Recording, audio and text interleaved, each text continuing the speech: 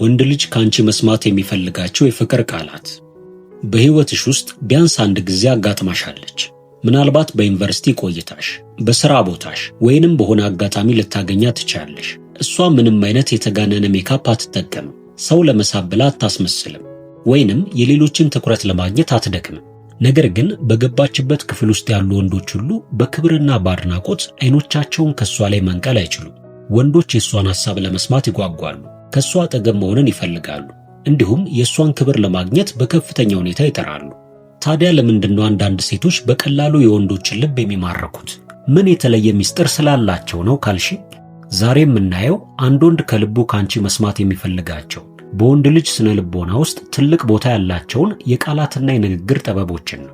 እነዚህ ቃላት በሱ ውስጥ ያሉትን ጥንካሬዎች የሚያነቁ፣ ላንቺ ያለውን ፍቅር የሚጨምሩና አንቺን በህይወት ውስጥ ማንም ሊተካሽ የማይችል ልዩ ሴት የሚያደርጉሽ መመሪያዎች ናቸው። እስከ መጨረሻው አብረሽኝ ከቆየሽ መጨረሻ ላይ ወንድ ልጅ ካንቺ መስማት የሚፈልገውንና ልቡን በደስታ የሚሞላውን አንድ ወሳኝ ቃል እንደምነግርሽ ቃል እገባልሻለሁ። መልካም ቆይታ። ቁጥር 1 የወንድ ልጅ የአክብሮት ጥማት። በትዳርና በፍቅር ግንኙነት ዙሪያ ለብዙ ዓመታት ጥናት ያደረጉ የስነ ልቦና ባለሙያዎች በሺዎች የሚቆጠሩ ወንዶችን አንድ ከባድ ምርጫ ሰጥቷቸው። ጥያቄው በዓለም ላይ ካሉ ነገሮች ሁሉ በላይ መወደድን ትመርጣለህ ወይንስ መከበርን የሚል ነበር። የሚገርመው ከ80 በመቶ በላይ የሚሆኑት ወንዶች የመረጡት መከበርን ነበር። ይሄ ለብዙ ሴቶች ግራ የሚያጋባ ሊሆን ይችላል። ምክንያቱም ሴት ልጅ በተፈጥሯ ፍቅርን፣ እንክብካቤንና ትኩረትን ታስቀድማለች። ለወንድ ልጅ ግን አክብሮት ማለት የህይወት ውስጥ ትንፋስ ነው። ስለሆነም ወንድ ልጅ ካንቺ መስማት የሚፈልገው የመጀመሪያውና ትልቁ የፍቅር ቃል አከብርሃለሁ የሚለውን ስሜት የሚያንጸባርቅ ንግግር ነው። ይሄ ማለት ግን ዝም ብለሽ ቃሉን ደጋግመሽ መናገር ማለት አይደለም። ለምሳሌ በዕለት ተዕለት ህይወታችሁ ውስጥ በሚያደርገው ጥረት ላይ ላንተ ባለኝ ቦታና በምትወስዳቸው ውሳኔዎች እመካብሃለሁ ስትዩ በውስጡ የሚፈጥረው ስሜት ወደር የለው። ስለሆነም አንቺ ለአንድ ወንድ የምትሰጪው አክብሮት እሱ ላንቺ ያለውን ጥበቃና እንክብካቤ በእጥፍ እንዲመልስልሽ የሚያደርግ ትልቅ ቁልፍ ነው። እሱን በጓደኞቹ ፊት፣ በቤተሰብ ፊት፣ ከሁሉም በላይ ደግሞ ለብቻችሁ በምትሆኑበት ጊዜ በንግግርሽ ስታከብሪው ካንቺ መራቅ የማይችልበትን የመጀመሪያውን የፍቅር መሰረት ትጥያለሽ። ቁጥር 2 ለሚያደርገው ነገር ሁሉ አመስግኙ። በትናንሽ ነገሮች ውስጥ ትላልቅ ፍቅሮች ይደበቃሉ። እስቲ የዕለት ተዕለት ህይወታችን ውስጥ የምናያቸውን ተራ ታሪኮችን እንመልከት። አንድ ወንድ ቀኑን ሙሉ በሥራ ደክሞት፣ በትራንስፖርት ተሰቃይቶ ወይንም በንግዱ ዓለም ካሉ ውጣ ውረዶች ጋር ታግሎ ወደ አንቺ ይመጣል። ምናልባት ይዞልሽ የመጣው ነገር በጣም ትንሽ ሊሆን ይችላል። አሊያም ደግሞ ላንቺ ብሎ ያደረገው ጥረት ላንቺ ተራ ይመስል ይሆናል። ነገር ግን እዚህ ጋር ነው ልዩነቱ የሚፈጠረው። ብዙ ሴቶች ወንዶች የሚያደርጉትን ነገር እንደ ግዴታ የማየት ዝንባሌ አላቸው። ይሄ እኮ የወንድ ልጅ ሥራ ነው፣ ምን አዲስ ነገር አለው የሚለው አስተሳሰብ ግንኙነቶችን ቀስ በቀስ ይገላል።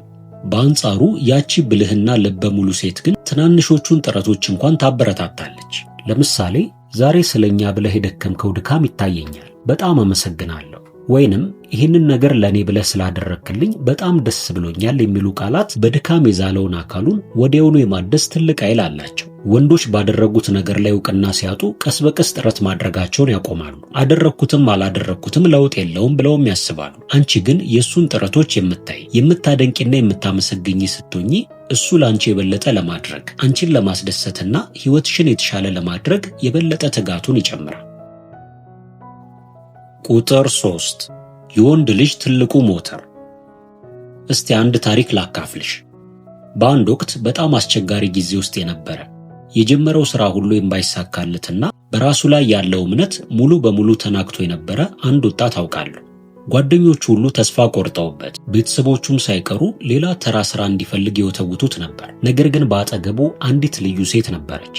ሁልጊዜ ማታ ማታ ተስፋ ቆርጦ ቁጭ ሲል በሚያጸና ድምፅ እንዲህ ትለው ነበር፣ አሁን ነገሮች ከባድ እንደሆኑ አውቃለሁ፣ ነገር ግን በውስጥ ያለውን አቅምና ማንነት እኔ ያውቀዋለሁ። በአንተ ላይ ሙሉ እምነት አለኝ።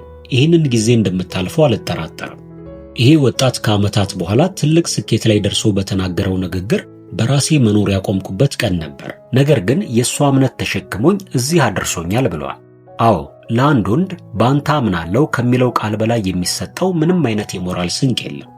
አንዲት ሴት በወንድ ላይ እምነት ስታጣ ወንዱ የራሱን ወንድነትና መሪነት ማጣት ይጀምራል። ወንድ ልጅ ካንቺ መስማት የሚፈልገው ፈተና በሚገጥመው ጊዜ የሚደግፈውን ቃል ነው። ይሄ ጊዜ ያልፋል፣ አንተ ጠንካራ ነህ፣ አብሬህ ነኝ ስትይው ያን ጊዜ በዓለም ላይ ካሉ ፈተናዎች ሁሉ ጋር ለመጋፈጥ የሚያስችል ታላቅ ኃይል በውስጡ ያገኛል። እምነትሽን በቃላት ስትገልጭለት እሱ አንቺን እንደ ሕይወቱ ትልቅ መቅደስ አድርጎ ይመለከትሻል። በመጨረሻ እነግርሻለሁ ወዳልኩሽ ወሳኝ ወደ ሆነውና አንድ ወንድ ላንቺ ያለውን ፍቅር ከተራ መተዋወቅ አልፎ ወደ ዘላቂ ትዳርና ሕይወት እንዲቀየር የሚያደርገው ወደ ትልቁ ነጥብ ላይ እየተቃረብን ነው። ከዛ በፊት ግን ሁለት መሰረታዊ የምላቸውን የወንድን ስሜት በሚገባ ለመረዳት የሚጠቅሙሽን ነጥቦች ልጨምርልሽ። ቻናላችንን ሰብስክራይብ በማድረግ የቤተሰባችን አባል መሆንሽን አትርሺ እያልኩኝ ወደ ነጥቦቹ አልፋለሁ። መልካም ቆይታ። ቁጥር 4 ስሜቱን በሚገባ ማዳመጥ። በማህበረሰባችን ውስጥ አንድ ልክ ያልሆነ አባባል አለ። ወንድ ልጅ አያለቅስም አሊያም ደግሞ ወንድ ልጅ አይሰበርም የሚል።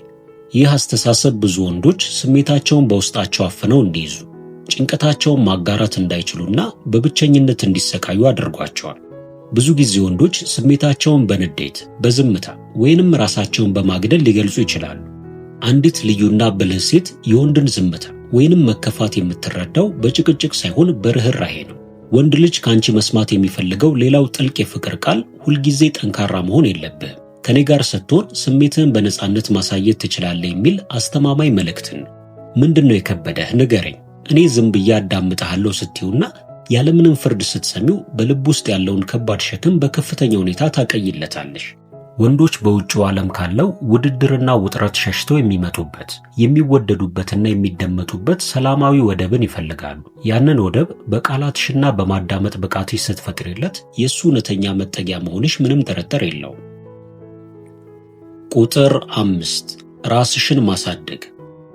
ወንድ ልጅ ካንቺ መስማት የሚፈልጋቸውን ቃላት በምትናገሪበት ጊዜ እነዛ ቃላት የበለጠ ክብደት እንዲኖራቸው የሚያደርገው አንቺ ራስሽ ማን እንደሆንሽ በሚገባ ማሳየት መቻልሽ ነው። አንዲት ሴት በራሷ የምትተማመን የራሷ ሕይወት፣ ግብና ዓላማ ያላት ስትሆን የምትናገረው እያንዳንዱ ቃል በወንዱ ፊት ላይ ትልቅ ዋጋ ይኖረዋል።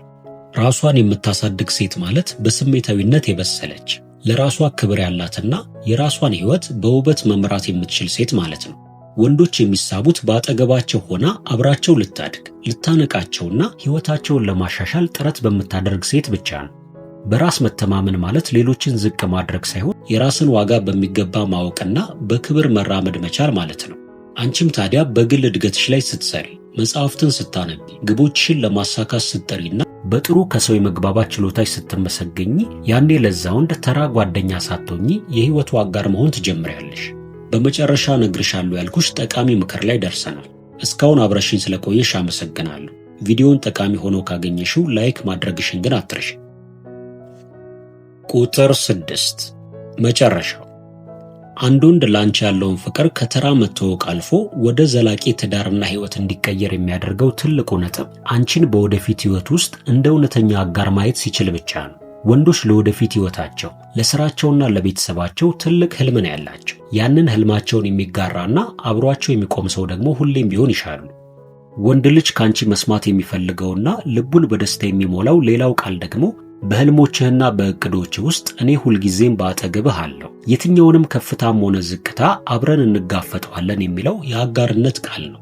ይሄ ንግግር እሱን ከብቸኝነት ስሜት በቀላሉ ያወጣዋል። ስለሆነም እውነተኛ ፍቅር የሚገነባው በራስ ክብር፣ በእውነተኛነት፣ በመግባባትና እርስ በርስ በመከባበር ላይ ሲመሰረት ብቻ ነው። ዛሬ በሰማሽው ምክር መሰረት ሕይወትሽንና ግንኙነትሽን ስትመሪ ያቺ መጀመሪያ ላይ ያነሳናት ማንም ሊተካት የማይችላት በሄደችበት ሁሉ የአድናቆትና የክብር ዓይን የሚመለከታት ልዩ ሴት አንቺ ራስሽ ለመሆንሽ ምንም ጥርጥር የለውም። ይህንን ጉዞ በልበ ሙሉነት ጀመሪ። በእርግጠኝነት የቃላትሽ ኃይል ግንኙነትሽን ወደ አዲስ የፍቅር ማማ ላይ እንደሚያወጣው አትጠራጠሪ። እስካሁኗ ሰዓት ድረስ ስላዳመጥሽኝ ከልብ አመሰግናለሁ። የተለያዩ ጠቃሚ ምክሮች እንዲደርሱሽ ቻናላችንን ሰብስክራይብ በማድረግ የቤተሰባችን አባል እንድትሆኚ በድጋሚ አስታውስሻለሁ። መልካም ቆይታ።